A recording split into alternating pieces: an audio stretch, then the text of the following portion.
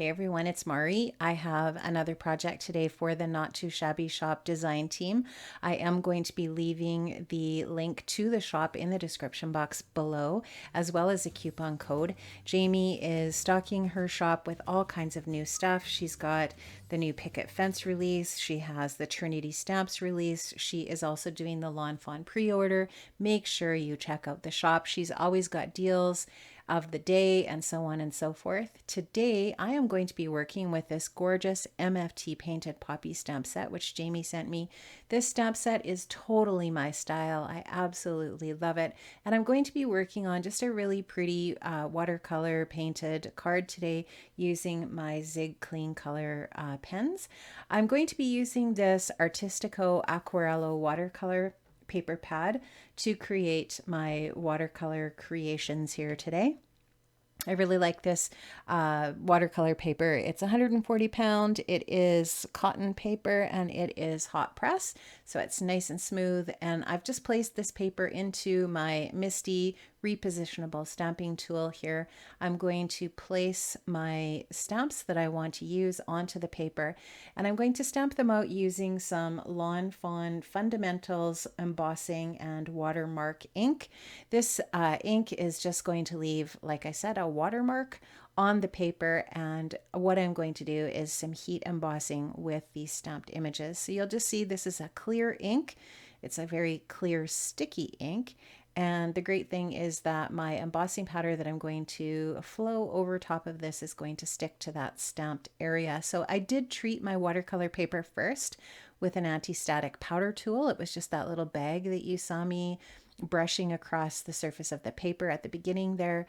And that just creates an anti-static surface for your embossing powder so that the embossing powder doesn't stick where you don't want it to stick. And so I'm just putting that Brutus Monroe gilded embossing powder. This is a really ultra fine gold embossing powder. I love this. It's a really nice powder to work with. And I've just taken that and let it flow across my paper, my inked up images here or paper. And now you can see that that embossing powder is stuck nicely. I melted it with my heat tool. And now I'm ready to go in with my Zig Clean Color brushes and do some coloring here. I'm going to start off with some wine red, and you'll just see me put this kind of in an outline area where I want it to be the darkest. And then I'm just taking a water brush, and I will leave all of these things that I'm using here today. I will link everything up in the description box below so you can find these things if you want to. And I'm going to just, you can just see, brush that color in there where I want it to be the darkest, and then take the water brush and work the ink out from the darkest area out to the edges so that you do get a little bit of depth in your watercolor in that way. So these pens that I'm using here obviously are water soluble. They work really, really well with a water brush like you see me doing here. They're super easy to work with. You can also blend them out with another brush, with another colored brush. So I could have gone in with a lighter Zig Clean Color brush, but I really like using these with water, and they work really, really well on watercolor paper. And so this technique is super easy. It does not take long to do. You do not have to be a professional watercolorist. And this is a really simple, easy way to add color to your images. And I love using the embossing with this technique because that line where the embossing is keeps all of your water and all of your pigment enclosed within those lines that are raised on your image. So it's a really easy technique to do. I'm sure you've seen other people do this. I love doing this. I haven't done this for a while, but it's perfect for these floral images that are in this poppy set. And I really, really love these images. I think they're beautiful. So I'm just going to have fun working through this process. And I'm going to use the light green pen from Zig to do my leaves. I don't show that on camera, but I'm doing exactly the same process for the leaves that I do for the blossoms of the flower. So I don't have the dies for this set, but that's not a problem. This is really, really easy to fussy cut, especially with that embossed line around the edge of your images. So I'm just going to take my Cutter B scissors and I'm going to cut around the edge of my petals of my flowers. And once I've got those all cut out, I'm ready to put my card or my pieces onto my card base. I am going to do a little bit of detail though to my card base, and you're going to see that coming up. My card base is Bristol smooth cardstock. And what I did was I folded my paper for my card base into an A2 size card. So it's going to be 4¼ by 5½. And I am going to treat the front of my card with some Distress Oxide ink. So I really love Tumbled glass. It's a really, really light blue. And blue just looks really nice with green and pink or red. And I just thought I would use that as a background just to make my background of my card look a little more interesting. So I'm going to take one of my Picket Fence brushes. These blending brushes are amazing. And I'm going to just brush on some of this color. And I'm going to speed things up here just because this is really simple and easy to do. I did blot off some of the color on a little piece of white paper just to the side there, just because I wanted to make sure that I had a really nice, smooth, subtle blend here. I didn't want anything too blotchy, and I didn't want to spend too much time blending on because I want just a really light color here. So just a little bit of blue, just a hint. And so once I get that all blended on there, I'm going to take some Imagine Crafts clear shimmer spritz, and I love this stuff. I think it's just beautiful. It just adds a really nice sparkle and shine. So I just placed my card base in a box on my desk just so that there's not that spray going everywhere on my desktop, and that just leaves a really pretty shimmer. Then what I did was I took an MFT stitched scalloped frame rectangle die, and I cut a rectangle frame out of some Tim Holtz metallic paper, and that's just going to provide just a really nice detail around the edge of my card here, and I really like how this looks.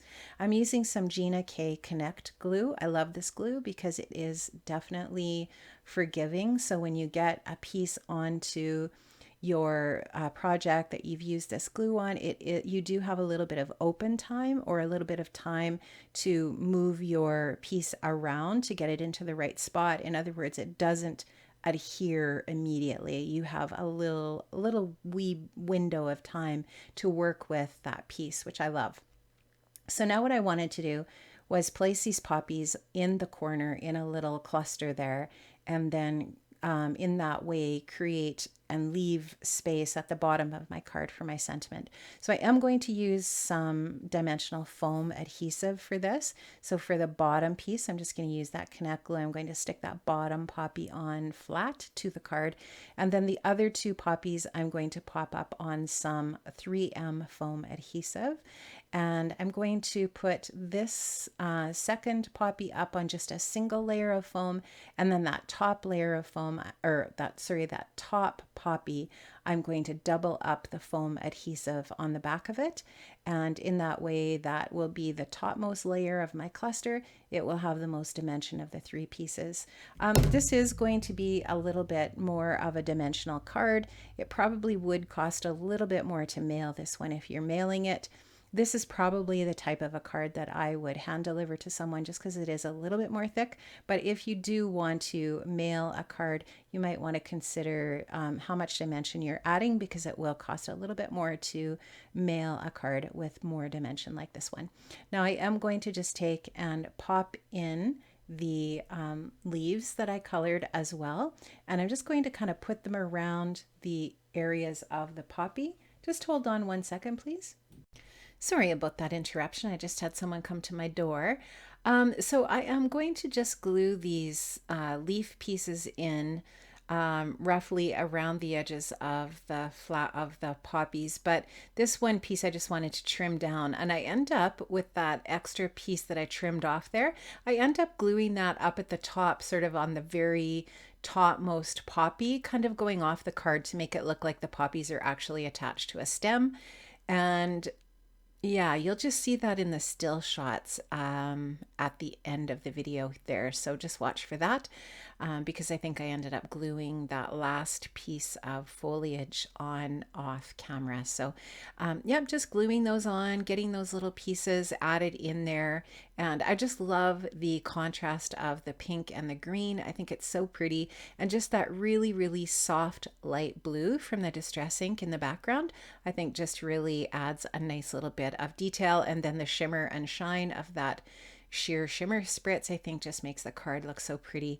I just wanted to add a little bit of dimensional adhesive underneath these little foliage pieces so that they do stay popped up like that. And now I'm just kind of thinking about the sentiment that I want to add to the bottom. So for the sentiment, I decided that I would just stamp it right onto the paper flat instead of adding another piece of cardstock with a sentiment or something like that. I'm going to take a sentiment from this Sincere Greeting stamp set from AlteNew. I love this stamp set. I have used this and used it. It's great for a solid sentiment and then the message inside of the card. There's tons of really great messages with this stamp set. I will leave this stamp set linked up in the description box as well. I'm going to use my Misti to stamp my sentiment, and the sentiment I'm using is Thinking of You. This is VersaFine Clair ink in Nocturne. It stamps beautifully for sentiments and or all kinds of stamping that you might want to do in black.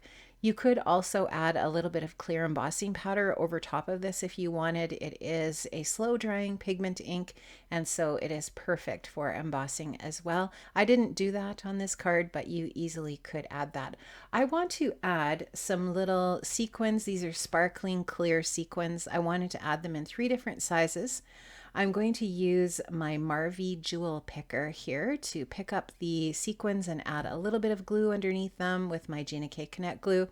This jewel picker is really great for this particular technique.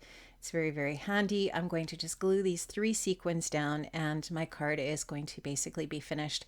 I just wanted to mention again all of the amazing products that Jamie has over at the Not2Shabby shop. Please make sure you check out the links in the description box below to the shop. Check out all of the deals that Jamie has, all of the new products that she has. Also, the coupon code will be in the description box below so that you can save 10% on your next order. I really love how this card turned out. I think it's really pretty. I think that you could use this for a birthday card, sympathy card, all kinds of different sentiments to give to a recipient that would love to receive this. This is the gorgeous Painted Poppies stamp set from MFT. You can find that in the Not2Shabby shop and all kinds of other really great things.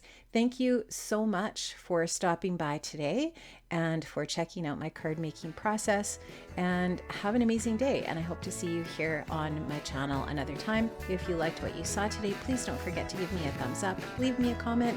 And if you're not a subby here on my channel, I'd love to have you as a subscriber.